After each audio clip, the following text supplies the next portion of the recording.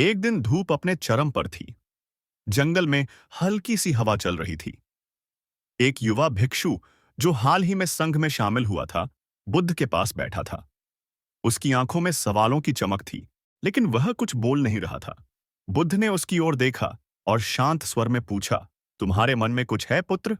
भिक्षु ने सिर झुका लिया, लेकिन बोला, भगवन, क्षमा करें, पर मन में एक प्रश्न बार बार आता है। बुद्ध मुस्कुराए। सत्य जानने की जिज्ञासा ही पहला कदम है, पूछो।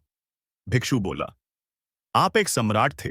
आपके पास हर सुख था, महल, सेना, सेवा, पत्नी, पुत्र। फिर भी आपने ये सब छोड़ दिया। क्यों? ऐसा क्या देख लिया आपने जो दूसरों को दिखाई नहीं देता? बुद्ध कुछ देर मौन रहे। उनके नेत्रों में जैसे स्मृतियों की गहराइयां उतर आईं। फिर उन्होंने कहना शुरू किया, मैं शाक्य वंश का राजकुमार था, सिद्धार्थ। मेरा जीवन सोने से सजा था, लेकिन मेरी आंखें बंद थीं। पिता ने मेरे लिए 3 सुंदर महल बनवाए थे, गर्मी, सर्दी और वर्षा के लिए अलग अलग। उन्होंने आदेश दिया कि मेरी आंखों से कोई भी दुख, बीमारी या मृत्यु की झलक तक न आए। मैं बड़ा हुआ, विवाह हुआ, पुत्र हुआ। जीवन चलता रहा, हंसी, राग, उत्सव। लेकिन एक दिन मेरी आंखों से पर्दा हट गया। एक दिन मैं रथ पर बैठकर नगर भ्रमण पर निकला। मेरे सारथी चन्न ने मुझे 4 दृश्य दिखाए, और वही 4 झटके मेरे भीतर की नींव हिला गए। पहला दृश्य, एक बूढ़ा व्यक्ति, कमर झुकी हुई, दांत नहीं, कांपते हाथ। मैंने पूछा, क्या ये हर किसी के साथ होता है? चन्न ने कहा, हाँ स्वामी, जो जन्मा है वह बूढ़ा होगा। मेरे मन में पहली बार डर नहीं, प्रश्न जागा, क्या मेरा सौंदर्य भी एक भ्रम है?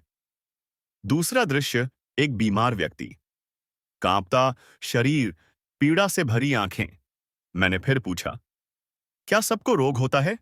उत्तर मिला, हाँ स्वामी, कोई नहीं बचता। मैं भीतर से हिल गया। जिस शरीर पर इतना गर्व था, वह तो अस्थिर है। तीसरा दृश्य, एक शव। 4 लोग एक मृत शरीर को ले जा रहे थे। पहली बार मैंने मृत्यु को इतने निकट से देखा। मैंने पूछा, क्या अंत यही है? चन्न बोला, हाँ स्वामी, यही सबका अंतिम सत्य है। उस दिन मेरी आंखें खुल गईं। मैं जीते हुए भी मर रहा हूं, बस धीरे धीरे। चौथा दृश्य, एक सन्यासी, शांत चेहरा, स्थिर आंखें। न कोई डर, न लालच, बस एक मौन, एक शांति। मैंने पूछा, यह कौन है? चन्न ने कहा, एक साधु जिसने संसार छोड़कर सत्य की खोज की है। मेरे भीतर कुछ टूट गया और कुछ नया जन्म लेने लगा। मैं महल लौटा, पर अब सब कुछ बदल चुका था।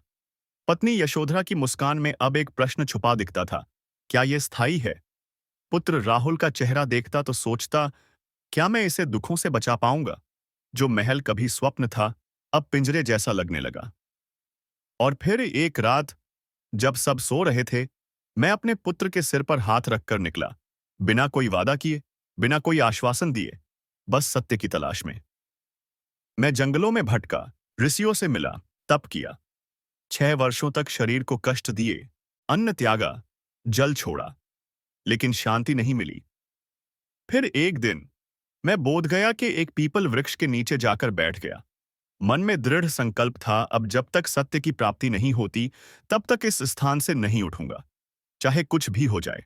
और वहीं बोधि वृक्ष के नीचे मैंने पाया कि जन्म, मृत्यु, पीड़ा, मोह सब एक चक्र है, और इस चक्र को तोड़ना ही मुक्ति है। बुद्ध मौन हो गए। भिक्षु की आंखों से आंसू बहने लगे। उसने कहा, भगवन, आपने सब कुछ छोड़कर सब कुछ पा लिया। बुद्ध ने मुस्कुराकर कहा, मैंने कुछ नहीं पाया। मैंने बस वो छोड़ दिया जो मेरा था ही नहीं, मोह, भ्रम, अहंकार। और जो बचा वही सत्य था। महात्मा बुद्ध ने इसलिए संन्यास लिया क्योंकि उन्होंने जान लिया था कि जीवन का हर सुख क्षणिक है, और हर दुख की जड़ हमारी अपनी इच्छाएं और आसक्तियां हैं। उन्होंने यह सिखाया कि सच्चा वैभव बाहरी राजपाट में नहीं, बल्कि भीतर की शांति और आत्मज्ञान में छुपा है। अगर यह कहानी आपके मन को छू गई हो, तो इसे दूसरों के साथ जरूर साझा करें, क्योंकि हो सकता है किसी और की जिंदगी भी इस एक कहानी से बदल जाए। और ऐसी ही ज्ञान से भरी, जीवन को दिशा देने वाली कथाओं के लिए हमारे चैनल बुद्ध ज्ञान पथ शॉर्ट्स को सब्सक्राइब करना ना भूले। हर कहानी सिर्फ एक कथा नहीं होती, कभी यह आईना बन जाती है खुद को पहचानने का। धन्यवाद।